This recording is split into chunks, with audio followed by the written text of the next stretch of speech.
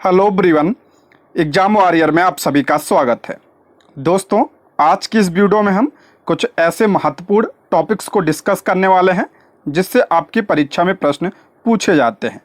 आज के हमारे टॉपिक हैं विटामिन, विटामिन के स्रोत, विटामिन के रासायनिक नाम, विटामिन की कमी से होने वाले रोग, मापक यंत्र और उनके उपयोग, प्राकृतिक स्रोत में मौजूद अम्ल, विज्ञान की प्रमुख शाखाएं, भौतिक एवं रासायनिक परिवर्तन, रासायनिक नाम और उनके सूत्र, स्थानांतरित कृषि के अन्य नाम, प्रमुख संस्थानों के ध्येय वाक्य, भारत में फसल और प्रकार, प्रकाश संश्लेषण और प्रकाश संश्लेषण का महत्व।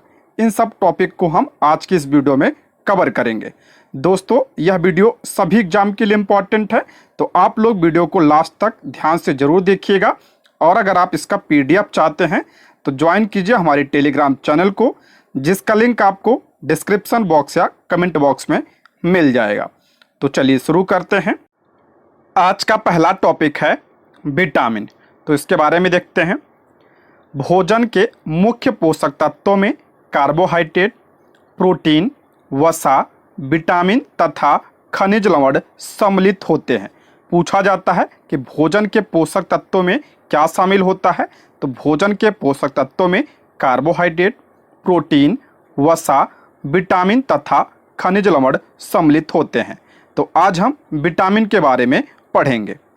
विटामिन की बात करें तो विटामिन कार्बनिक यौगिक है जो शरीर की सामान्य वृद्धि और रखरखाव के लिए आवश्यक होते हैं। इन्हें सहायक आहार भी कहा जाता है। विटामिन को सहायक आहार भी कहा जाता है जो शरीर की सामान्य वृद्धि और रखरखाव के लिए आवश्यक होते हैं। मनुष्य और जानवर दोनों को ही अपने विकास के लिए विटामिन की आवश्यकता होती है। मनुष्य और जानवर दोनों को ही अपने विकास के लिए विटामिन की आवश्यकता होती है। नेक्स्ट बढ़ते हैं। विटामिन कार्बोहाइड्रेट और वसा का उचित उपयोग करके ऊर्जा उत्पादन में उत्प्रेरक के रूप में कार्य करते हैं। इंपॉर्टेंट पॉइंट है। विटामिन जो होते हैं कार्बोहाइड्रेट और वसा का उचित उपयोग करके ऊर्जा उत्पादन में उत्प्रेरक के रूप में कार्य करते हैं। विटामिन हमारे शरीर की रोगों से रक्षा करते हैं। जो विटामिन होते हैं हमारे शरीर की रोगों से रक्षा करते हैं। विटामिन हमारे आँखों, अस्थियों, दांतों और मसूड़ों को भी स्वस्थ रखने में सहायक होते हैं। विटामिन जो होते हैं हमारी आँखों, हड्डियों, दांतों और मसूड़ों को भी स्वस्थ रखने में सहायता प्रदान करते हैं। मनुष्य विटामिन के बिना नहीं रह सकता है और मानव शरीर इसका उत्पादन स्वयं नहीं करता। जो मनुष्य होता है ये विटामिन के बिना नहीं रह सकता है और मानव शरीर इसका उत्पादन स्वयं नहीं कर सकता है। देखिए, लेकिन ध्यान रखिएगा, इसका अपवाद है विटामिन डी और विटामिन के। विटामिन डी और विटामिन के का निर्माण हमारे शरीर में होता है, बाकी विटामिन का निर्माण हमारे शरीर में नहीं होता है। इसलिए इसे हम अन्य स्रोतों जैसे भोजन के माध्यम से, विटामिन कैप्सूल आदि के माध्यम से आवश्यक मात्रा में लेते हैं। इंपॉर्टेंट पॉइंट है, इसको ध्यान रखिएगा। ठीक है, मनुष्य विटामिन के बिना नहीं रह सकता है और मानव शरीर इसका उत्पादन स्वयं नहीं करता है। इसीलिए इसे हम अन्य स्रोतों जैसे भोजन के माध्यम से लेते हैं, विटामिन कैप्सूल आदि के माध्यम से इसे आवश्यक मात्रा में हम लेते हैं। ठीक है, आगे बढ़ते हैं। विटामिन को दो श्रेणियों में वर्गीकृत किया जाता है। पहला है वसा में घुलनशील विटामिन, दूसरा जल में घुलनशील विटामिन। इंपॉर्टेंट है, यहाँ से प्रश्न पूछे जाते हैं। पहले हम बात करते हैं वसा में घुलनशील विटामिन की। वे विटामिन होते हैं जो शरीर में वसा के साथ अवशोषित और संग्रहित होते हैं। ये विटामिन हमारे शरीर के अंदर बहुत दिनों तक या महीनों तक भी रह सकते हैं। जो वसा में घुलनशील विटामिन होते हैं ये हमारे शरीर में क्या होते हैं, इकट्ठा होते हैं और ये हमारे शरीर के अंदर बहुत दिनों तक या महीनों तक रह सकते हैं। वसा में घुलनशील विटामिन की बात करें, ये पूछा जाता है कौन कौन से हैं, तो vitamin A, vitamin D, vitamin के और विटामिन ई। इन सब का नाम ध्यान रखिएगा, इंपॉर्टेंट है, ये पूछा जाता है। ठीक है। दूसरा आपका जल में घुलनशील विटामिन। जल में घुलनशील विटामिन की बात करें तो सामान्य तौर पर पानी में घुलनशील विटामिन शरीर में जमा नहीं होते हैं। अभी हमने पढ़ा था जो वसा में घुलनशील विटामिन होते हैं ये क्या होते हैं, हमारे शरीर में इकट्ठा होते हैं यानी जमा होते हैं, लेकिन जो पानी में घुलनशील विटामिन होते हैं ये शरीर में जमा नहीं होते हैं, विटामिन B12 को छोड़कर। ठीक है, ये पॉइंट भी ध्यान रखिएगा। विटामिन B12 इसका अपवाद है। विटामिन B12 जो होता है ये यकृत में जमा हो सकता है। ठीक है, वे रक्त प्रवाह के माध्यम से आपके पूरे शरीर में पहुंच जाते हैं और मूत्र के माध्यम से बाहर निकल जाते हैं। ठीक है, जो ये जल में घुलनशील विटामिन होते हैं ये रक्त प्रवाह के माध्यम से पूरे शरीर में पहुंच जाते हैं और मूत्र के माध्यम से बाहर निकल जाते हैं। अच्छा, जल में घुलनशील विटामिन कौन कौन से हैं, तो विटामिन बी और सी। विटामिन बी और सी जल में घुलनशील है, बाकी विटामिन ए, डी, के और ई ये कैसे हैं, तो ये वसा में घुलनशील विटामिन है। ठीक है, इसको ध्यान रखिएगा। नेक्स्ट बढ़ते हैं हम विटामिन के स्रोत, उनके रासायनिक नाम तथा उनकी कमी से होने वाले रोगों के बारे में देखते हैं। सबसे पहले हम विटामिन ए के बारे में देखेंगे। विटामिन ए का रासायनिक नाम रेटिनॉल है। सभी विटामिन के रासायनिक नाम आप लोग जरूर ध्यान रखिएगा। ठीक है, विटामिन ए का रासायनिक नाम क्या है, तो रेटिनॉल विटामिन ए का रासायनिक नाम है।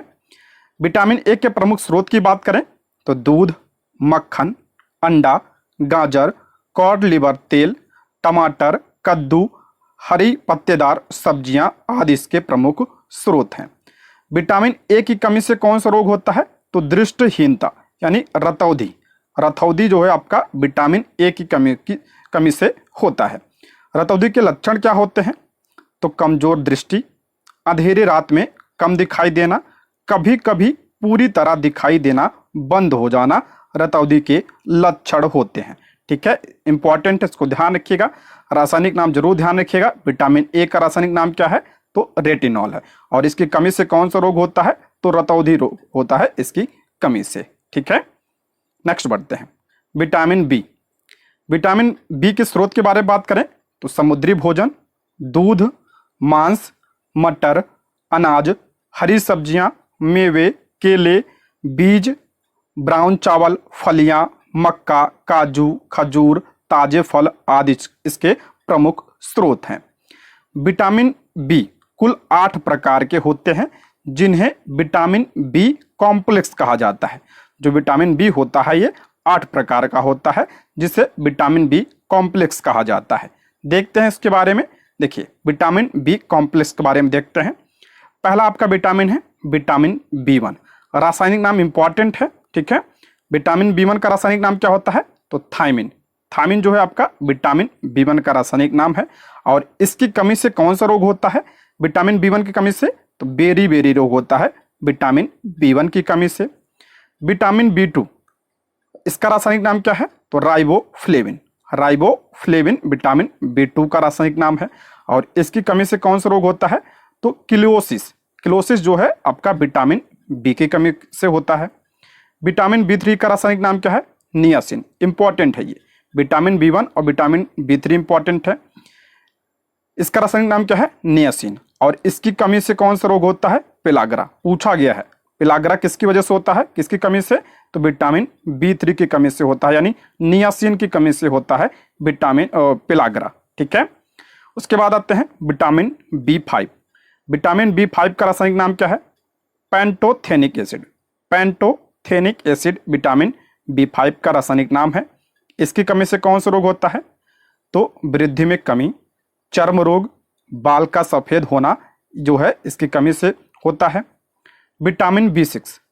विटामिन B6 का रासायनिक नाम क्या है, तो पायरिडॉक्सिन। पायरिडॉक्सिन विटामिन B6 का रासायनिक नाम है।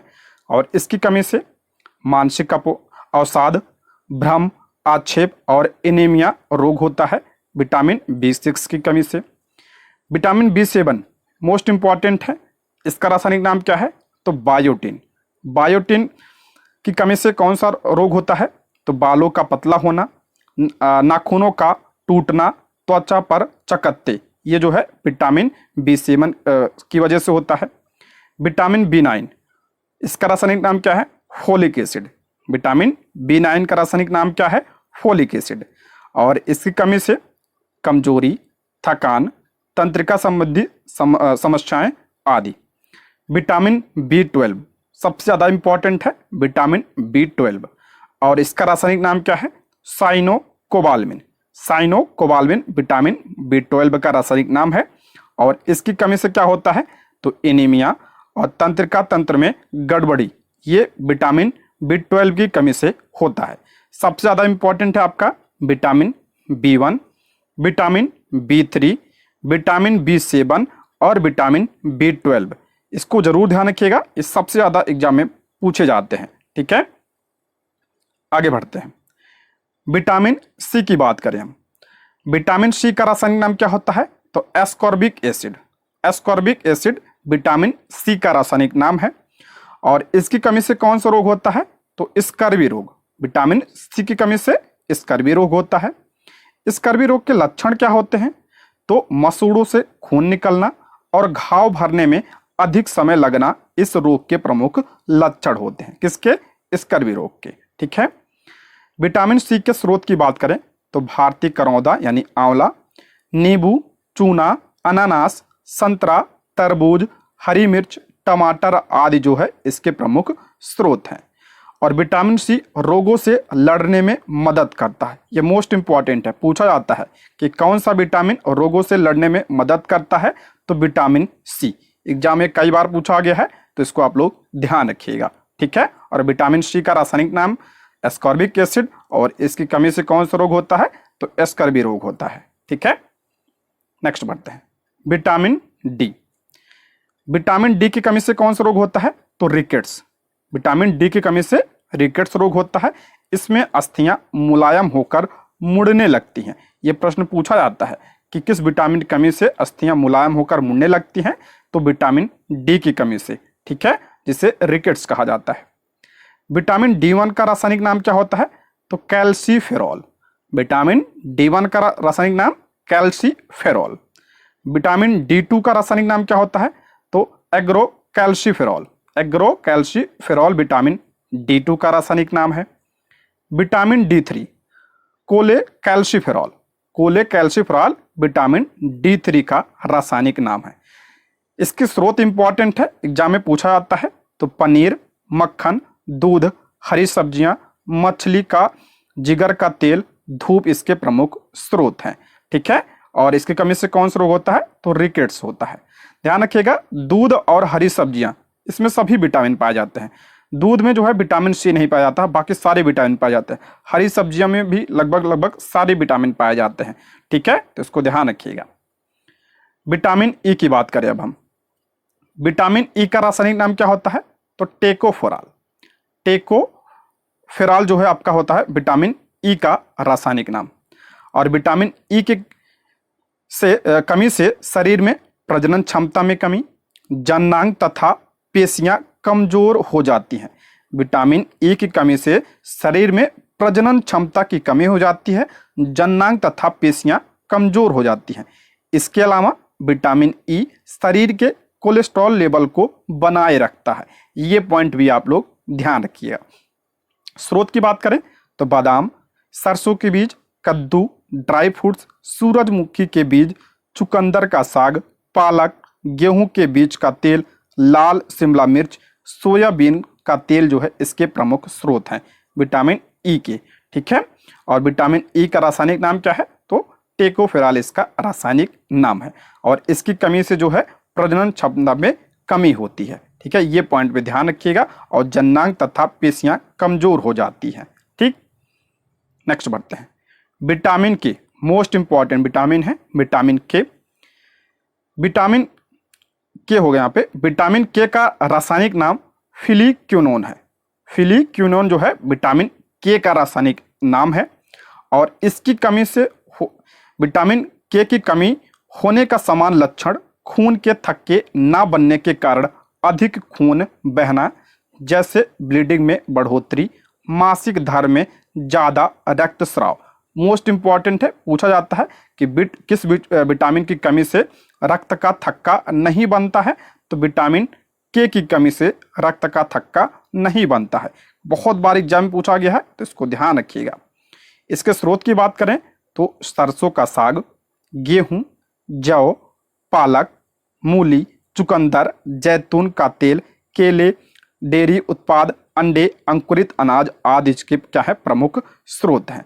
और विटामिन के का रासायनिक नाम क्या है? तो फ्लिक्योनोन इसका रासायनिक नाम है। और विटामिन के की कमी से कौन सा रोग होता है? तो खून का थक्का नहीं बनता है। ठीक है, ये प्रश्न कई बार बना है, तो इसको ध्यान रखिएगा। नेक्स्ट बढ़ते हैं, कुछ महत्वपूर्ण पॉइंट की बात करते हैं। तो विटामिन की खोज FG हॉपकिंस ने की थी। विटामिन की खोज FG हॉपकिंस ने किया था, किंतु इसे विटामिन नाम फंक ने 1911 में दिया था। ठीक है, विटामिन नाम किसने दिया था? तो फंक ने दिया था। ये पॉइंट आप लोग ध्यान रखिएगा। विटामिन ऊतकों में एंजाइम का निर्माण करते हैं। जो विटामिन होते हैं ऊतकों में एंजाइम का निर्माण करते हैं। यह एक प्रकार का कार्बनिक यौगिक हम पढ़ चुके हैं। जो विटामिन होते हैं ये कार्बनिक यौगिक होते हैं। इसमें कैलोरी नहीं होती है। जो विटामिन होते हैं इससे हमें ऊर्जा नहीं मिलती, यानी कैलोरी नहीं होती है इसमें, परंतु ये हमारे शरीर के उपापचय यानी मेटाबॉलिज्म में रासायनिक प्रतिक्रियाओं के नियम के लिए अत्यंत आवश्यक होते हैं। ठीक है, ये पॉइंट ध्यान रखिएगा। जो विटामिन होते हैं हमारे शरीर के उपापचय में रासायनिक प्रतिक्रियाओं में के लिए जो है अत्यंत आवश्यक होते हैं। विटामिन B12 में कोबाल्ट होता है। ये पूछा गया प्रश्न है। विटामिन B12 में क्या होता है? कोबाल्ट होता है। और विटामिन B12 का रासायनिक नाम TRE2 में पूछा गया था। इसको ध्यान रखिएगा, साइनोकोबाल्मिन है और इसमें कोबाल्ट पाया जाता है। ठीक है, और विटामिन ए मुख्यतः यकृत में संग्रहित होता है। ये भी पॉइंट ध्यान रखिएगा, पूछा गया प्रश्न है। विटामिन ए जो होता है ये कहाँ पे संग्रहित होता है? तो ये यकृत में संग्रहित होता है। अभी हमने पढ़ा था जो विटामिन B12 होता है ये भी आपका यकृत में संग्रहित हो सकता है। नेक्स्ट है, देखिए विटामिन डी, देखिए इंपॉर्टेंट है ये। विटामिन डी सूर्य के प्रकाश में उपस्थित पराबैंगनी किरणों द्वारा त्वचा के कोलेस्ट्रॉल द्वारा संश्लेषित होता है। अभी मैंने बताया था कि विटामिन डी और विटामिन के इसका संश्लेषण हमारे शरीर में होता है। ठीक है, यानी इसका निर्माण हमारे शरीर में होता है। तो सूर्य के प्रकाश में उपस्थित जो पराबैंगनी किरणें होती हैं उनके द्वारा त्वचा के कोलेस्ट्रॉल स्टीरॉल द्वारा इसका संश्लेषण होता है। ठीक है, विटामिन डी का। जो विटामिन के होता है, विटामिन के का संश्लेषण भी हमारे शरीर में होता है। विटामिन के आंत में उपस्थित कोलोन नामक बैक्टीरिया बनाता है। ये पॉइंट भी आप लोग ध्यान रखिएगा। ठीक है, विटामिन के आंत में उपस्थित कोलोन नामक जो है बैक्टीरिया बनाता है। विटामिन सी, विटामिन के का निर्माण ध्यान रखिएगा, ये आंत में होता है इसका निर्माण। और विटामिन डी का जो है निर्माण कहाँ पे होता है? ये त्वचा में होता है इसका निर्माण। ठीक है, और विटामिन सी ये इंपॉर्टेंट है। विटामिन सी गर्म करने पर क्या हो जाता है? नष्ट हो जाता है। पूछा गया है कि कौन सा विटामिन जो होता है गर्म करने पर नष्ट हो जाता है? तो विटामिन सी जो है गर्म करने पर नष्ट हो जाता है। दूध में विटामिन सी नहीं पाया जाता है। ये पॉइंट ध्यान रखिएगा। जो दूध में सभी विटामिन पाए जाते हैं लेकिन सी नहीं पाया जाता है। ठीक है, विटामिन सी नहीं पाया जाता है। और पपीते में मुख्य रूप से जो है विटामिन सी पाया जाता है। पपीते होता है उसमें मुख्य रूप से विटामिन सी पाया जाता है। ये भी पॉइंट आप सारे ध्यान रखिएगा, एग्जाम में प्रश्न बनते हैं। देखिए यहाँ पे मैंने सारे विटामिन को जो है एक जगह कर दिया है। जैसे विटामिन ए, इसका रासायनिक नाम क्या है आपका? रेटिनॉल। ठीक है, इसकी कमी से आपका रतौंधी रोग होता है। ठीक है, विटामिन बी, थायमिन, इसकी कमी से बेरी होता है। विटामिन सी, एस्कॉर्बिक एसिड, इसकी कमी से आपका स्कर्वी रोग होता है। विटामिन डी, कैल्सीफेरॉल, कमी से रिकेट्स होता है। विटामिन ई, टेकोफेरॉल, और इसकी कमी से नपुंसकता होती है। ठीक है, और विटामिन के, फ्लिक्योनोन, और रक्त का थक्का देर से बनना। ये मोस्ट इंपॉर्टेंट है, सबसे ज़्यादा इंपॉर्टेंट है आपका विटामिन B12। ठीक है, एग्जाम में कई बार पूछा गया है। विटामिन के बहुत इंपॉर्टेंट है। ठीक, और विटामिन सी भी कई बार पूछा गया है। तो ये सब जो है आप लोग जरूर ध्यान रखिएगा। ठीक है, नेक्स्ट बढ़ते हैं। अगला टॉपिक है मापक यंत्र और उनके उपयोग। इससे भी कई सारे प्रश्न बनते हैं, हमेशा बने हैं। TRE1 में भी बना है, TRE2 में भी बना है, TRE3 में भी बना है। ठीक है, तो इंपॉर्टेंट टॉपिक है ये। पहला इसमें एनेमोमीटर। एनेमोमीटर का उपयोग किसमें किया जाता है? तो वायु की गति मापने में एनीमोमीटर का प्रयोग किया जाता है। दूसरा है आपका आइडियोमीटर।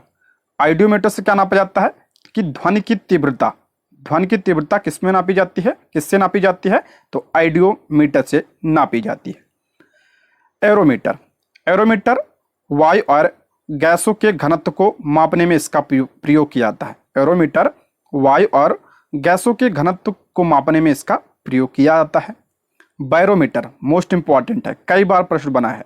बैरोमीटर से क्या नापा जाता है, तो वायु दाब नापा जाता है। वायु दाब जो है किससे नापा जाता है, तो बैरोमीटर से नापा जाता है। हाइड्रोमीटर मोस्ट इंपॉर्टेंट है, पूछा गया है आपके एग्जाम में, TRE 2 में शायद पूछा गया था। हाइड्रोमीटर से क्या नापा जाता है, तो द्रवों का अपेक्षित घनत्व नापा जाता है। अगला है आपका हाइग्रोमीटर। देखिए ये दोनों बहुत इंपॉर्टेंट है, हाइड्रोमीटर और हाइग्रोमीटर, इसमें आप लोग कंफ्यूज होते हैं। देखिए हाइग्रो, यहाँ पे गा लगा है, तो यहाँ पे जानिएगा हाइग्रोमीटर से आपका क्या नापते हैं, तो हवा की आर्द्रता नापा जाती है। हाइग्रोमीटर से आर्द्रता नापी जाती है, और हाइड्रो मतलब जल होता है, और इससे क्या नापाता है, द्रवों का अपेक्षित घनत्व नापा जाता है। ठीक है, ये TRE 2 में या 1 में पूछा गया प्रश्न है। ठीक है, 2 में पूछा गया था शायद 6 to 8 में। हाइग्रोमीटर से हवा की आर्द्रता और हाइड्रोमीटर से द्रव का घनत्व। लैक्टोमीटर, ये भी इंपॉर्टेंट है, इससे दूध का जो है घनत्व नापा जाता है और दूध की शुद्धता की जांच की जाती है। पूछा गया प्रश्न है कि जो है दूध की शुद्धता की जांच किससे की जाता है, तो लैक्टोमीटर से किया जाता है। ठीक है, लैक्टोमीटर से।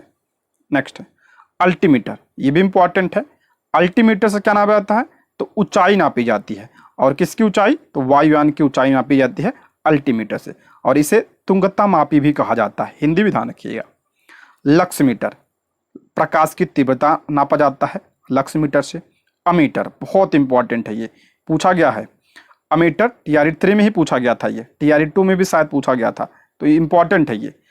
अमीटर की बात करें तो इससे विद्युत धारा मापा जाता है। ठीक है, विद्युत धारा को मापने के लिए इसका प्रयोग किया जाता है अमीटर का। वोल्टमीटर, विभवांतर मापने में इसका प्रयोग किया जाता है, बहुत इंपॉर्टेंट है वोल्टमीटर, विभवांतर। सिस्मोग्राफ, ये भी पूछा गया है, सिस्मोग्राफ भी पूछा गया आपके एग्जाम में, तो सिस्मोग्राफ भूकंप की तीव्रता। थर्मामीटर से क्या नापा जाता है, तो तापमान नापा जाता है, यानी ताप मापा जाता है थर्मामीटर से। मैनोमीटर से द्रव या गैसों का दबाव मापा जाता है। ओडोमीटर से वाहन द्वारा चली गई दूरी, वाहन के द्वारा जो चली गई दूरी होती है, किससे नापा जाता है, ओडोमीटर से नापा जाता है। गैल्वनोमीटर बहुत इंपॉर्टेंट है, देखिए गैल्वनोमीटर, अमीटर और वोल्टमीटर, इसको तो आप लोग जरूर ध्यान रखिएगा। गैल्वनोमीटर से विद्युत धारा की उपस्थिति, विद्युत धारा की उपस्थिति जांचने में किसका प्रयोग किया जाता है, गैल्वनोमीटर का प्रयोग जाता है। अमीटर जो है इससे आपका विद्युत धारा मापा जाता है, और जो गैल्वनोमीटर है इसकी उपस्थिति पता लगाई जाती है इससे। और वोल्टमीटर से आपका विभवांतर नापा जाता है। ठीक है, ये इंपॉर्टेंट है ये। नेक्स्ट बढ़ते हैं यूडोमीटर, BPSC के द्वारा पूछा गया है ये अपने एग्जाम में।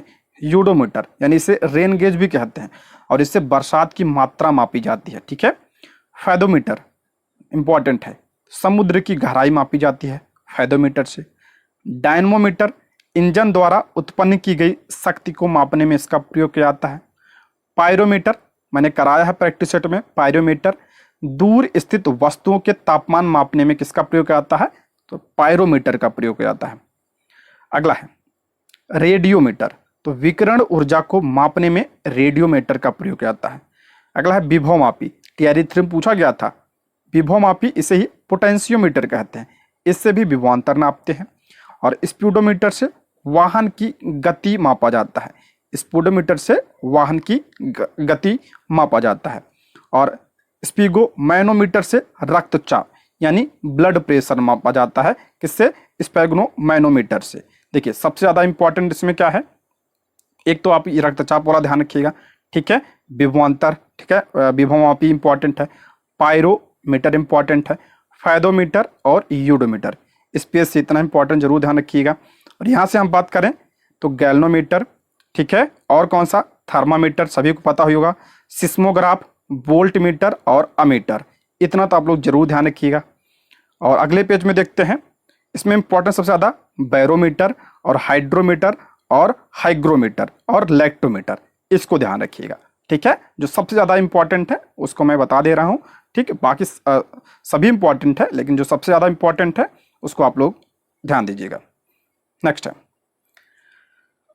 प्राकृतिक स्रोत में मौजूद अम्ल। अगला टॉपिक है हमारा प्राकृतिक स्रोत में मौजूद अम्ल। इससे भी जो है आपके प्रश्न बनते हैं, देखते हैं इसके बारे में। नींबू, नारंगी, संतरा यानी जो खट्टे फल होते हैं उसमें कौन सा अम्ल पाया जाता है? तो सिट्रिक अम्ल पाया जाता है। जो खट्टे फल होते हैं उसमें सिट्रिक अम्ल पाया जाता है। ठीक है। खट्टा दूध और दही इंपॉर्टेंट है। दूध में कौन सा पाया जाता है? लैक्टिक अम्ल पाया जाता है। कई बार पूछा गया है, मोस्ट इंपॉर्टेंट है, इसमें सारे इंपॉर्टेंट है। ठीक है। मूत्र में आपका यूरिक अम्ल पाया जाता है। मधुमक्खी, चींटियों, बिच्छुओं का डंक बहुत इंपॉर्टेंट है ये। मधुमक्खी के डंक में, चींटियों के डंक में और बिच्छू के डंक में क्या पाया जाता है? तो फार्मिक अम्ल पाया जाता है। और फार्मिक अम्ल को मेथोनोइक अम्ल भी कहा जाता है। ये पॉइंट ध्यान रखिए, कभी कभी मेथोनोइक भी ऑप्शन में दे देता है, तो इसको ध्यान रखिएगा, इसी को कहते हैं। खट्टा मक्खन जो होता है इसमें ब्यूटिक अम्ल पाया जाता है। देखिए दही में क्या पाया जाता है? लैक्टिक अम्ल। जो लेकिन जो खट्टा मक्खन होता है, जो बासी मक्खन होता है, इसमें ब्यूटिक अम्ल पाया जाता है। इमली, अंगूर और केला इंपॉर्टेंट है। इमली, अंगूर और केला में क्या पाया जाता है? तो टार्टरिक अम्ल पाया जाता है। ठीक है, टार्टरिक एसिड पाया जाता है। अगला है आपका सिरका। पूछा गया प्रश्न है, सिरका में आपका एसिटिक अम्ल होता है। सेब में आपका मौलिक अम्ल होता है। वसा में वसिक अम्ल होता है। चाय में आपका टैनिक अम्ल होता है। नेटल के पत्ते में, ये भी इंपॉर्टेंट है, नेटल के पत्ते में मेथनोइक अम्ल पाया जाता है, यानी फार्मिक अम्ल पाया जाता है। ठीक है, फार्मिक अम्ल पाया जाता है। टमाटर बहुत इंपॉर्टेंट है। टमाटर में आपका ऑक्जेलिक अम्ल पाया जाता है। और पालक, गोभी, ब्रोकली में भी ऑक्जेलिक अम्ल पाया जाता है। ठीक है, सबसे ज़्यादा इंपॉर्टेंट की बात करें इसमें तो आप टमाटर ध्यान रखिएगा। ठीक है, नेटल के पत्ते पूछा गया है, ये सिरका ध्यान रखिएगा, सेब ध्यान रखिएगा, इसमें सबसे ज़्यादा इंपॉर्टेंट है। और हम बात करें ये खट्टे फल, ये भी इसको जरूर ध्यान रखिएगा। दूध भी ध्यान रखिएगा। ठीक, ये इंपॉर्टेंट है आपके लिए, और ये ज़्यादा इंपॉर्टेंट है। ठीक है, इतना ज़्यादा इंपॉर्टेंट है, इसको भी ध्यान रखिएगा। वैसे तो इसमें सारे इंपॉर्टेंट है। नेक्स्ट बढ़ते हैं, विज्ञान की प्रमुख शाखाएं। यहां से भी जो है आपके एग्जाम में प्रश्न बनते हैं। विज्ञान की प्रमुख शाखाएं देखते हैं। पहला आपका वर्मी कल्चर पूछा गया प्रश्न है, कई सारे एग्जाम में प्रश्न बनता है। वर्मी कल्चर तो व्यापारिक केचुआ पालन, केचुआ पालन जो आपका वर्मी कल्चर कहलाता है, और इसमें जो है केचुआ पालन का अध्ययन किया जाता है वर्मी कल्चर में।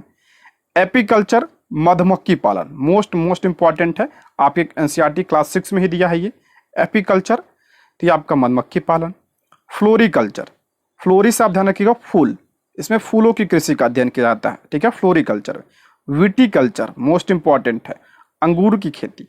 सेरीकल्चर ये भी बहुत इंपॉर्टेंट है, कई बार एग्जाम पूछा गया है, तो ये सेरीकल्चर रेशम उत्पादन में। हॉर्टिकल्चर फल फूल एवं सब्जी उत्पादन में इसका प्रयोग किया जाता है। ओलेरीकल्चर सब्जियों की व्यापारिक कृषि में आपका ओलेरीकल्चर, ओलेरीकल्चर ध्यान रखिएगा, सब्जी की व्यापारिक कृषि। पीसीकल्चर इसमें मछलियों का व्यापारिक उत्पादन का अध्ययन किया जाता है, पीसीकल्चर यानी मछलियों का उत्पादन। पादपकारिकी ये आपके टीआरई 2 में पूछा गया था, पादपकारिकी, तो ये पौधों की जैविक क्रियाओं का अध्ययन किया जाता है, इसमें प्रकाश संश्लेषण वगैरह का अध्ययन किया जाता है पादपकारिकी में। इंपॉर्टेंट है, ये पूछा गया प्रश्न है। ठीक है, आपके टीआरई 2 में। तो वर्मीकल्चर केचुआ, एपीकल्चर मधुमक्खी, फ्लोरिकल्चर आपका फूल की कृषि, विटीकल्चर अंगूर, सेरीकल्चर रेशम, हार्टिकल्चर फल फूल सब्जी, ओलरीकल्चर आपका सब्जियों की व्यापारिक कृषि, और पीसीकल्चर आपका मछली। ठीक है, मछली का उत्पादन। अगला है मेरीकल्चर, समुद्री जीवों का उत्पादन, आपकी क्लास 6 में दिया है ये मेरीकल्चर, समुद्री जीवों का उत्पादन। पीसीकल्चर बता दिया मैंने, मछलियों का उत्पादन। सिल्वीकल्चर वनों के संरक्षण एवं संवर्धन से संबंधित विज्ञान है आपका सिल्वीकल्चर। पोमोलॉजी इंपॉर्टेंट है ये, पोमोलॉजी जो है फलों के अध्ययन को क्या कहते हैं? तो पोमोलॉजी कहते हैं, फलों के अध्ययन को पोमोलॉजी कहते हैं। और अगला है एग्रोएस्ट्रोलॉजी, इसमें घासों का अध्ययन किया जाता है। ठीक है, एग्रोएस्ट्रोलॉजी में घासों का अध्ययन। एंटोमोलॉजी इंपॉर्टेंट है, एंटोमोलॉजी में कीट पतंगों का अध्ययन किया जाता है एंटोमोलॉजी में। एंथोलॉजी पुष्प संबंधी विज्ञान की शाखा है आपका एंथोलॉजी। ऑर्निथोलॉजी इंपॉर्टेंट है, मैंने कराया भी है। ऑर्निथोलॉजी में पक्षियों का अध्ययन किया जाता है ऑर्निथोलॉजी में। पैडोलॉजी में आपका मिट्टी का अध्ययन किया जाता है, और कार्डियोलॉजी में हृदय की रचना तथा रुधिर कार्यविधि का अध्ययन किया जाता है, किसमें? कार्डियोलॉजी में, ठीक है, इंपॉर्टेंट है। आगे बढ़ते हैं, फाइकोलॉजी मोस्ट इंपॉर्टेंट है। फाइकोलॉजी में शैवालों का अध्ययन किया जाता है, ठीक है, और माइक्रोलॉजी में फफूंद एवं संबंधित विषयों का अध्ययन किया जाता है, किसमें, तो माइक्रोलॉजी में किया जाता है। मार्फोलॉजी है आपका जीव एवं भौतिक जगत की आकारिकी का अध्ययन किया जाता है मार्फोलॉजी में। साइटोलॉजी इंपॉर्टेंट है, जीव कोशिका का अध्ययन किसमें, साइटोलॉजी में। इकोलॉजी तो जीव व पर्यावरण के बीच पारस्परिक संबंधों का अध्ययन किसमें किया जाता है, इकोलॉजी में किया जाता है।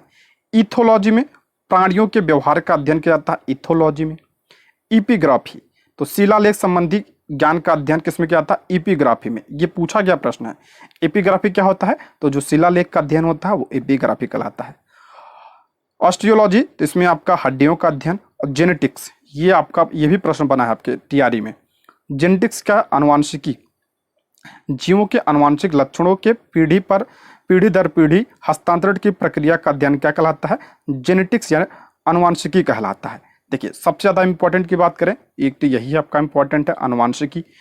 एपिग्राफी इंपॉर्टेंट है, इथोलॉजी और इकोलॉजी इंपॉर्टेंट है। साइटोलॉजी बहुत इंपॉर्टेंट, इसमें कोशिका का अध्ययन किया जाता है। फाइकोलॉजी और माइकोलॉजी इसमें इंपॉर्टेंट है। यहाँ पे हम बात करें पिछले पेज पे, तो ध्यान रखिएगा पेडियोलॉजी और अर्थोलॉजी, एंथोलॉजी, एंटमोलॉजी, पोमोलॉजी और पीसिकल्चर इतना ज़्यादा इंपॉर्टेंट है इसमें। यहाँ पे देखते हैं, यहाँ पे इसमें इस पेज में सारे इंपॉर्टेंट है, इसको सभी ध्यान रखिएगा आप लोग, ठीक है, सारे इंपॉर्टेंट है इसमें। दोस्तों बीपीएससी के अलावा भी अगर आप किसी भी एग्जाम की तैयारी कर रहे हैं तो सभी में ये सर लगभग प्रश्न पूछे जाते हैं, ठीक है, तो सभी एग्जाम के लिए इंपॉर्टेंट है। बीपीएससी के अलावा अगर आप किसी और भी एग्जाम की तैयारी कर रहे हैं तो उसके लिए भी इंपॉर्टेंट है, ठीक। दोस्तों यदि आप हमारे चैनल पर नए हैं तो प्लीज़ चैनल को सब्सक्राइब करें, और अगर आपको वीडियो पसंद आती है तो लाइक, शेयर और कमेंट करें। आप लोग लाइक करते हैं, शेयर करते हैं, कमेंट करते हैं, इससे हमें मोटिवेशन मिलता है, जिससे हम आप लोगों के लिए वीडियो को ला पाते हैं। तो आप लोग कमेंट बॉक्स में ज़रूर बताइएगा वीडियो कैसी लगी, और हाँ आप लोग कमेंट बॉक्स में ये भी बताइए आपको किस टॉपिक पे वीडियो चाहिए, ठीक है। आप लोग टॉपिक कमेंट बॉक्स में ज़रूर बताइएगा, ठीक, तो इसी हिसाब से हम वीडियो को लाएंगे, ठीक है। अगला टॉपिक है भौतिक एवं रासायनिक परिवर्तन। भौतिक एवं रासायनिक परिवर्तन, यहां से प्रश्न बनते हैं आपके, इंपॉर्टेंट है। देखते हैं भौतिक परिवर्तन के बारे में। किसी भी पदार्थ के भौतिक गुणों में ही परिवर्तन होता है। जो भौतिक परिवर्तन होता है इसमें क्या होता है, पदार्थ के भौतिक गुण में परिवर्तन होता है।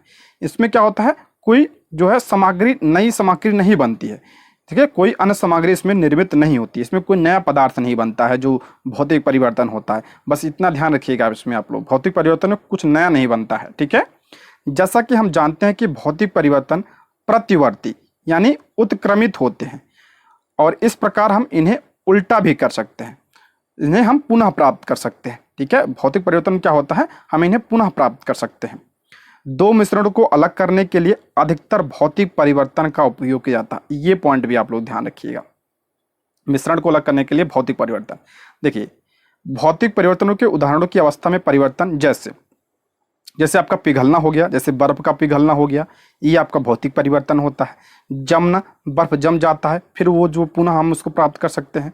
उबालना, देखिए बर्फ, पानी को अगर हम उबालते हैं तो वो जो है किसमें, गैस बन जाएगी, लेकिन फिर उसको जो है वाष्पन के द्वारा हम पुनः जल में परिवर्तित कर सकते हैं। तो ये आपका सब भौतिक परिवर्तन होता है। उबलना भी आपका भौतिक परिवर्तन होता है। आकार में परिवर्तन, जैसे काटना, पीसना। काटना और पीसना भी आपका क्या होता है, ये भी आपका होता है भौतिक परिवर्तन। और या चरण में परिवर्तन, जैसे आपका जो ऊर्ध्वपातन होता है और जो संघनन होता है। जो संघनन होता है भी मैंने बताया कि जो संघनन के माध्यम से पुनः जल को हम प्राप्त कर सकते हैं, तो ये संघनन होता है। और ऊर्ध्वपातन, ये सब क्या है, भौतिक परिवर्तन होते हैं। जैसे एग्जाम्पल जरूर ध्यान रखिएगा आप लोग, जैसे बर्फ का पिघलना, जैसे जल से बर्फ का बनना या जल से वाष्प बनना। देखिए जल से बर्फ बन जा, बर्फ से फिर पुनः अगर हम उसको जल बना सकते हैं, ठीक है, तो यही है। जल से वाष्प भी, ये सब क्या है, भौतिक है। तौलियों में पानी का सूख लेना, ये भी आपका भौतिक परिवर्तन है।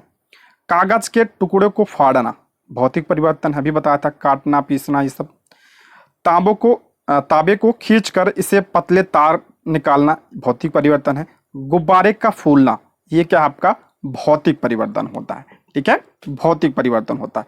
एक पॉइंट और ध्यान रखिएगा, मोमबत्ती का पिघलना, पिघलना क्या होता है आपका भौतिक परिवर्तन होता है, लेकिन मोमबत्ती का जलना क्या होता है, ये आपका रासायनिक परिवर्तन होता है। अभी हम पढ़ेंगे इसके बारे में। देखिए दूसरा आपका रासायनिक परिवर्तन, इसके लक्षण क्या होते हैं, यहाँ नए रसायनों का निर्माण किया जाएगा। रासायनिक परिवर्तन को बुनियादी भौतिक तकनीकों द्वारा उल्टा नहीं, यानी अनुत्क्रमणीय परिवर्तन होता है, यानी हम इसके पुनः नहीं प्राप्त कर सकते, अनुत्क्रमणीय होता है ये, ठीक है। इसमें नया पदार्थ बनता है और इसमें क्या होता है, आणविक सूत्र बदल जाता है, सामग्री के बंधन बदल जाते हैं। रासायनिक परिवर्तन की स्थिति में नए पदार्थ का निर्माण होता है, ठीक है। सामग्री का जो है वजन भी क्या होता है, बदल सकता है, ठीक है। इसमें आपका ये क्या है, रासायनिक परिवर्तन के लक्षण होते हैं। देखते हैं उदाहरण, सबसे ज्यादा इंपॉर्टेंट है आपके लिए, लोहे में जंग लगना। जो लोहे में जंग होता है ये आपका ये रासायनिक परिवर्तन होता है। दूध का खट्टा होना, देखिए दूध जो है एक बार खट्टा हो गया, पुनः उसको नहीं सही कर सकते हैं, तो वही है आपका दूध का खट्टा होना। फलों का पकना, फल पक गया, दोबारा हम प्राप्त कर सकते हैं, नहीं प्राप्त कर सकते, तो ये आपका रासायनिक परिवर्तन है। भोजन का पाचन, ये आपका जो है रासायनिक है। पटाखे फोड़ना रासायनिक है। मोमबत्ती का जलना, देखिए मोमबत्ती का जलना रासायनिक है, लेकिन अगर पिघलना दिया हो तो ध्यान रखिएगा भौतिक होता है, ये पूछा गया प्रश्न है। भोजन का पकना भी आपका रासायनिक है। और कागज का जलना, मैंने बताया था जलना जो होता है आपका क्या होता है, रासायनिक परिवर्तन होता है, ठीक है। तो एग्जाम्पल से आप समझ सकते हैं, एग्जाम्पल से ही आपके एग्जाम में प्रश्न पूछे जाते हैं, तो एग्जाम्पल जरूर ध्यान रखिएगा आप लोग, ठीक है। नेक्स्ट बढ़ते हैं, रासायनिक नाम और उनके सूत्र। यहां से भी जो है आपके एग्जाम में प्रश्न बने थे, साइंस में 6 to 8 में भी बने थे, पिछली बार टीआरडी 2 में जो है जीएस में बने थे प्रश्न, जो है जीएस में 6 to 8 में बने थे प्रश्न, पूछा गया था। अभी मैंने बताऊंगा कौन सा प्रश्न आया था। देखते हैं इसमें, पहला आपका चूना पत्थर। चूना पत्थर का रासायनिक नाम क्या होता है, कैल्शियम कार्बोनेट। आप लोग रासायनिक नाम और जो सामान्य नाम है उसको जरूर ध्यान रखिएगा और सूत्र भी ध्यान रखिएगा। जो चूना पत्थर होता है इसका रासायनिक नाम क्या होता है, कैल्शियम कार्बोनेट। इसका फार्मूला क्या होता है, तो CaCO3, CaCO3 इसका क्या होता है रासायनिक नाम, कैल्शियम कार्बोनेट। दूसरा आपका सुहागा, सुहागा को बोरेक्स कहते हैं, इसका रासायनिक नाम होता है Na2B4O7 इसका क्या होता है फार्मूला होता है। तीसरा आपका फिटकरी, इंपॉर्टेंट है। फिटकरी का रासायनिक नाम क्या होता है, तो potassium aluminium sulphate, potassium aluminium sulphate फिटकरी का रासायनिक नाम होता है। इसका सूत्र बहुत इंपॉर्टेंट है, तो K2SO4 Al2SO4 का होल थ्राइस और इनटू 24H2 होता है। इसका क्या होता है फार्मूला जरूर ध्यान रखिएगा। जिप्सम इंपॉर्टेंट है, जिप्सम जो है कैल्शियम सल्फेट इसका रासायनिक नाम है, और CaSO4 इंटू 2H2 इसका फार्मूला होता है कैल्शियम सल्फेट का। नीला थोथा ये कॉपर सल्फेट होता है, ध्यान रखिएगा। जिप्सम ये का कैल्शियम सल्फेट है और नीला थोथा इसे कॉपर सल्फेट कहते हैं, यानी CuSO4 होता है, ठीक है। शुष्क बर्फ इंपॉर्टेंट है, जिससे आप लोग क्या कहते हैं ठोस कार्बन डाइऑक्साइड कहते हैं, इसका फार्मूला होता है आपका CO2 होता है, ठीक है। अब अगला है एल्कोहल, एल्कोहल एथिल एल्कोहल आपका हो जाएगा C2H5OH। एल्कोहल जो एल्कोहल होता है इसे रासायनिक नाम क्या कहते हैं इसको, तो एथिल एल्कोहल, और फार्मूला क्या होता है, तो C2H5OH। चूना ये आपका बिना बुझा हुआ चूना है, पूछा जाता है ये बिना बुझा हुआ चूना। कैल्शियम ऑक्साइड ये आपका क्या होता है CaO। TRE 1 में शायद इससे संबंधित एक प्रश्न आया था, बुझा हुआ चूने से संबंधित, ठीक है, 1 में आया था ये प्रश्न। तो बिना बुझा हुआ चूना, इसका फार्मूला क्या होता है, तो CaO होता है इसका फार्मूला। खाने का सोडा इंपॉर्टेंट है, ये शायद 6 to 8 में बना था, खाने का सोडा या धामन सोडा किसी में से पूछा गया था 6 to 8 में साइंस में। तो खाने का सोडा का रासायनिक नाम क्या होता है, सोडियम बाइकार्बोनेट। ध्यान रखिएगा जो खाने का सोडा होता है इसमें ध्यान रखिएगा बाई लगा होता है यहाँ पे, तो यहाँ पे एच लगा, तो NaHCO3 जो खाने का सोडा होता है सोडियम बाइकार्बोनेट यानी NaHCO3 इसका फार्मूला होता है। देखिए धोने का सोडा, खाने का सोडा हो गया, ये धोने का सोडा यानी वॉशिंग सोडा, इसका रासायनिक नाम होता है सोडियम कार्बोनेट और इसका सूत्र होता है Na2CO3, ठीक है, Na2CO3। बस इतना ध्यान रखिएगा, जो खाने का होता है उसमें बाई लगा होता है, वहाँ पे H होता है, और इसमें जो होता है इसमें सोडियम कार्बोनेट होता है और इसमें जो है Na2 होता है, ठीक है। सोरा इसका रासायनिक नाम क्या है? पोटेशियम नाइट्रेट, यानी KNO3 सोरा, बुझा हुआ चूना। इंपॉर्टेंट है, देखिए अभी हमने पढ़ा था बिना बुझा हुआ चूना, यहाँ पे देखिए CaO होता है, और जो बुझा हुआ चूना होता है इसमें क्या होता है? इसका रासायनिक नाम कैल्शियम हाइड्रोक्साइड, यानी इसमें जल आ गया, ठीक है, इसमें हाइड्रोक्साइड, तो ये आपका CaOH का होल ट्वाइस, ठीक है, ये इंपॉर्टेंट है, ये बुझा हुआ चूना। लाफिंग गैस बहुत इंपॉर्टेंट है, ये नाइट्रस ऑक्साइड इसका फार्मूला होता है, और रासायनिक नाम होता है, और फार्मूला होता है आपका N2O, ये ध्यान रखिएगा। लाल दवा इंपॉर्टेंट है, जिसे आप लोग क्या कहते हैं? पोटेशियम परमैंगनेट कहते हैं। पोटेशियम परमैंगनेट का जो फार्मूला होता है KMnO4 होता है, ठीक है, KMnO4। लाल सिंदूर लेड पर ऑक्साइड होता है, इसका रासायनिक नाम Pb3O4। नौसादर ammonium chloride NH4Cl। Bleaching powder calcium hypochloride, important है, TRE 1 में पूछा गया था इससे संबंधित। ब्लीचिंग पाउडर तो CaClO का होल ट्वाइस होता है, ठीक है, कि आपका क्या है? ब्लीचिंग पाउडर होता है, इसको ध्यान रखिएगा। सबसे इंपॉर्टेंट आपका इसमें खाने का सोडा, धोने का सोडा, बुझा हुआ चूना, लाफिंग गैस और ब्लीचिंग पाउडर, इसमें सबसे ज़्यादा इंपॉर्टेंट है। और हाँ, ये भी लाल दवा जिसे कहते हैं पोटेशियम परमैंगनेट, ठीक। नेक्स्ट बढ़ते हैं, TNT। तो TNT का नाम क्या होता है? रासायनिक नाम तो ट्राई टोट्रालिन, इसका होता है C6H2CH3NO2 का होल थ्राइस। अंगूर का सत ग्लूकोज जिसे कहते हैं, इसका रासायनिक नाम होता है ग्लूकोज, और इसका फार्मूला क्या होता है? तो C6H12O6 होता है। सिरका इंपॉर्टेंट है, सिरका का रासायनिक नाम होता है एसिटिक एसिड, ठीक है, इसमें, और इसका फार्मूला होता है CH3COOH। स्लेट ये पूछा गया था, तो मैंने बताया था भाई, ये प्रश्न पूछा गया था आपके 6 to 8 GS में, ठीक है। चीनी मिट्टी जिसे कहते हैं, स्लेट कहते हैं, ये फार्मूला दिया था उसमें कि पूछा था किसका रासायनिक नाम किसका फार्मूला है ये, तो ये आपका चीनी मिट्टी का था। तो silica aluminium oxide Al2O3 2SiO2 into 2H2 इसका फार्मूला होता है। और स्प्रिट जो होती है इसे मेथिल अल्कोहल कहते हैं, CH3OH। सल्फ्यूरिक अम्ल सभी को पता होगा, तेजाब H2SO4। और हाइड्रोक्लोरिक अम्ल जो होता है आपका HCl होता है। तो इतना जितना मैंने बताया है इसको जरूर ध्यान रखिएगा, यहाँ से जो है आपके प्रश्न देखने को मिल जाएंगे, ठीक है। नेक्स्ट टॉपिक हमारा प्रकाश संश्लेषण, इंपॉर्टेंट टॉपिक है प्रकाश संश्लेषण। तो देखते हैं, प्रकाश संश्लेषण एक जैविक रासायनिक क्रिया है जिसमें पादपों के हरे भाग और सौर ऊर्जा को ग्रहण कर, जिसमें पादप के हरे भाग और सौर ऊर्जा को ग्रहण कर वायुमंडल के कार्बन डाइऑक्साइड तथा मृदा से जल लेकर कार्बोहाइड्रेट का संश्लेषण करते हैं और ऑक्सीजन सह उत्पाद के रूप में बाहर निकलते हैं। देखिए मोस्ट इंपॉर्टेंट है, ये आपका क्या हो गया? कार्बन डाइऑक्साइड हो गया, ठीक है। यहाँ आपका क्या हो गया? जल हो गया। सूर्य के प्रकाश की उपस्थिति में और हरे पौधे की उपस्थिति में, यानी क्लोरोफिल की उपस्थिति में क्या बनता है? तो C6H12O6 बनता है। ये क्या होता है? उत्पाद होता है, ये ध्यान रखिएगा, ये प्रकाश संश्लेषण का उत्पाद होता है। जो O2 होता है ये आपका उप उत्पाद होता है, ये कई बार प्रश्न बना है, मैंने बताया भी है इसके बारे में, ठीक है। O2 जो होता है, ऑक्सीजन जो होता है, ये उप उत्पाद होता है, लेकिन जो मेन उत्पाद होता है क्या होता है पौधों के लिए? ये आपका क्या होता है? ग्लूकोज होता है, यानी C6H12O6 होता है। ये आपका समीकरण आप लोग जरूर ध्यान रखिएगा, इंपॉर्टेंट है, ठीक है। देखिए पत्तियों में हरे रंग का वर्ण होता है जिससे हम लोग क्या कहते हैं? क्लोरोफिल कहते हैं, और इसी की वजह से पत्तियां हरी दिखाई देती हैं, ठीक है, सभी को पता होगा। प्रकाश संश्लेषण के दौरान पादप कोशिकाओं में निम्नलिखित घटनाएं होती हैं। क्या क्या घटनाएं होती हैं?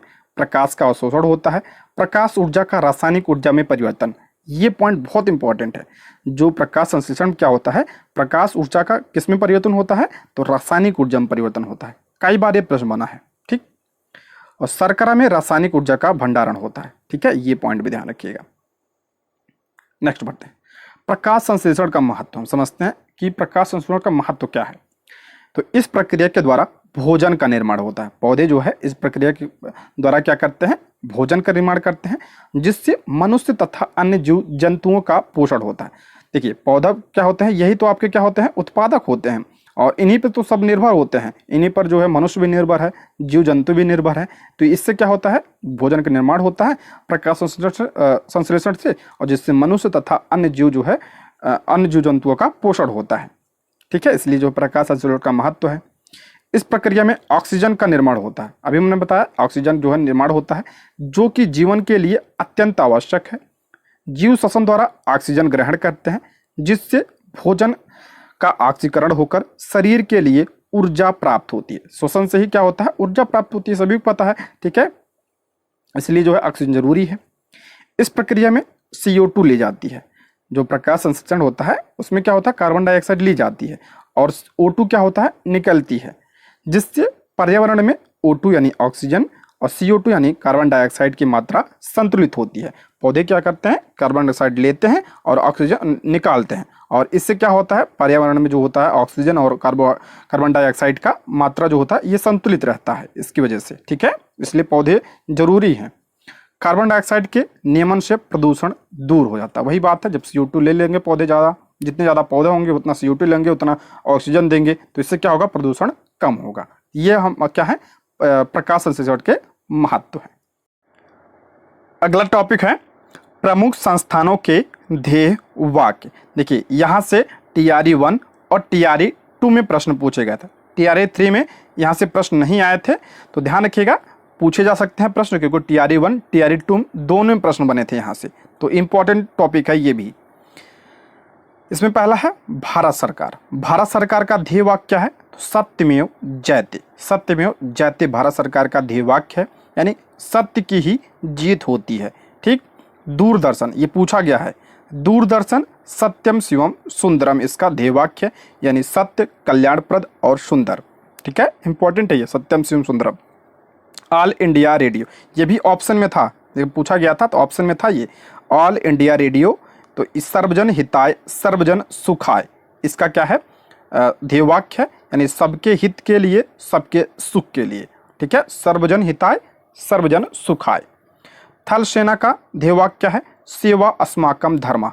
सेवा अस्माकम धर्मा, ये आपका जो है, यानी सेवा हमारा धर्म है, ये थल सेना का है। नौसेना का सनम नो वरुणा, यानी वरुण हमारे लिए शांतिपूर्ण है, ये नौसेना का है।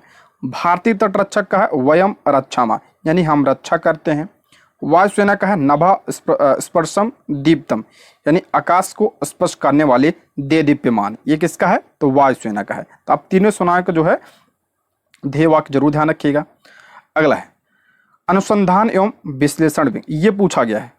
ठीक है, TRE 1 पूछा गया था शायद। ये रॉ का जो है ध्येय वाक्य क्या होता है, धर्मो रक्षित रक्षिता, यानी धर्म अपने रक्षक को बचाता है, ये किसका ध्येय वाक्य है, तो रॉ का है। ठीक है, NCERT का ध्येय वाक्य क्या है, तो विद्या अमृते श्रुते, यानी विद्या से अमृत की प्राप्ति होती है। ठीक है, विद्या अमृतम श्रुते, विद्या से अमृत की प्राप्ति होती है, NCERT का ध्येय वाक्य है। UGC यानी विश्वविद्यालय अनुदान आयोग का ध्येय वाक्य क्या है, तो क्या है, ज्ञान विज्ञानम विमुक्ति, यानी ज्ञान विज्ञान से विमुक्ति होती है, ये आपका UGC का है। DRDO इंपॉर्टेंट है, DRDO का क्या है, बलस्य मूलम विज्ञानम, ये आपका DRDO का है। आयकर विभाग का कोष मूलो दंडा, यानी जुर्माना राजकोष का मूल तत्व है, ये आपका आयकर विभाग का है। भारतीय सेना का है सेवा परमो धर्म, यानी स्वयं से पहले सेवा, भारतीय सेना का है। भारत का सर्वोच्च न्यायालय का क्या है, तो यतो धर्मस ततो जय, यानी जहां से धर्म वहां से विजय। ठीक है, यतो धर्मस ततो जया, ये आपका सुप्रीम कोर्ट का है। नेक्स्ट IB का क्या है, तो जागृतम अहर्निशम, यानी दिन रात जागते हैं, ये आपका IB का है। डाक विभाग का क्या है, तो अहर्निशम सेवा मही, यानी हम दिन रात सेवा करते हैं, ये आपका दिन रात जागते हैं IB का है, और दिन रात सेवा करते हैं किसका है, डाक और तार विभाग का।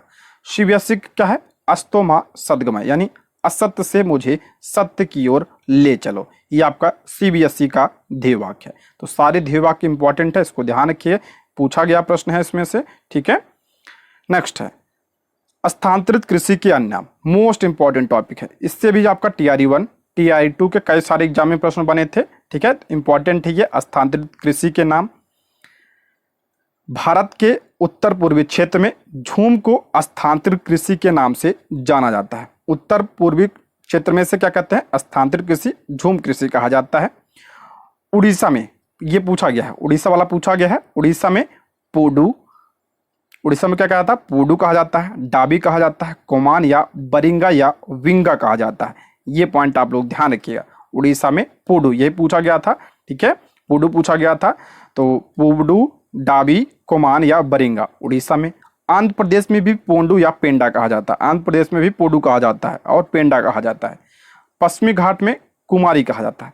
जो आपका पश्चिमी घाट है वहाँ के क्या कहता है, कुमारी कहा जाता है स्तनधारी कृषि को। दक्षिण पूर्वी राजस्थान में क्या कहता है, तो वालरे और वाल्टरे कहा जाता है। ये सब एनसीईआरटी में आपके दिया है। मध्य प्रदेश और छत्तीसगढ़ के बस्तर जिले में, मध्य प्रदेश और छत्तीसगढ़ के बस्तर जिले में पेंडा, बेबर या दहिया, ये इंपॉर्टेंट है, पूछा गया है। बेबर या दहिया मध्य प्रदेश में, और दीपा या कुमारी ये सब जो है मध्य प्रदेश और छत्तीसगढ़ में कहा जाता है। हिमालय क्षेत्र में से खेल कहते हैं और झारखंड में से क्या कहते हैं, कुरवा कहते हैं। सबसे ज़्यादा इंपॉर्टेंट आप उड़ीसा रखिए, देखिए उड़ीसा, आंध्र प्रदेश और ये मध्य प्रदेश, ठीक है, कुरवा, ये इंपॉर्टेंट है।